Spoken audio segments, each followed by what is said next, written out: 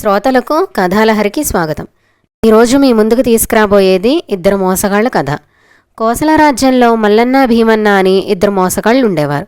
ఎంతటి వారినైనా అతి సులువుగా మోసం చేసి ధనం సంపాదించేవాళ్ళు.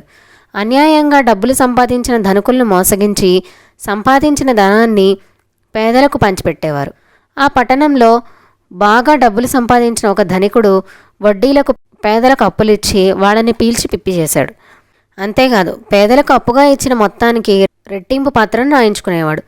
చదువులేని ఆ పేదలు పత్రంపై ఏమీ వ్రాసింది తెలియక తమ వేలిముద్రలు వేసి అప్పు తీసుకునేవారు. తీరా వాళ్ళ అప్పు తీర్చే సమయానికి ఆ సేటు తాను ఇచ్చిన మొత్తానికి రెట్టింపు వడ్డీతో సహా వసూలు చేసేసరికి పేదలకు అతడు చేసే అన్యాయం అర్థమైంది.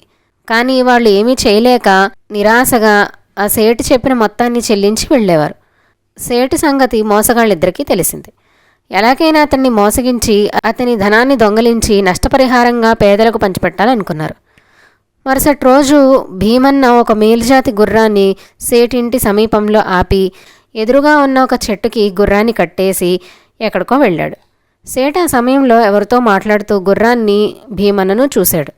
కొంతసేపటికి మల్లన్న ఆ త్రోవలో వెళ్తూ భీమన్న కట్టిన గుర్రాన్ని పట్టి చూసి ఎదురుగుండా మాట్లాడుతున్న సేటుతో, అయ్యా, ఈ గుర్రం మీదేననుకుంటా. ఇంత మేలుజాతి గుర్రం మీకు కాక ఇంకెవరకుంటుందిలేండి. మీరు ఈ గుర్రాన్ని నాకు అమ్మినట్లయితే 1000 వరహాలు ఇస్తా అని అన్నాడు గుర్రం వైపు చూస్తూ. వీడెవడో గాని ఈ గుర్రం తనదనుకుంటున్నాడు. పైగా 100 వరహాలైనా ఖరీదు చేయని ఈ గుర్రాన్ని 1000 వరహాలకు కొంటానంటున్నాడే.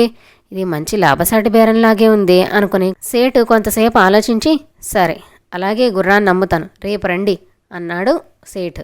మల్లన్న సేటు వద్దంటున్న 100 వరహాలు బయానాగా ఇచ్చి బేరం ఖాయం చేసుకుని మర్నాడు మిగతా ధనాన్నిచ్చి గుర్రాన్ని తీసుకెళ్తానని చెప్పి వెళ్ళిపోయాడు. మల్లన్న వెళ్ళిన కొద్దిసేపటికే భీమన్న వచ్చి గుర్రాన్ని ఎక్కబోయాడు. సేటు గభాలన పోయి అతనితో, బాబు, ఈ గుర్రం నాకు అమ్ముతావా అని అడిగాడు.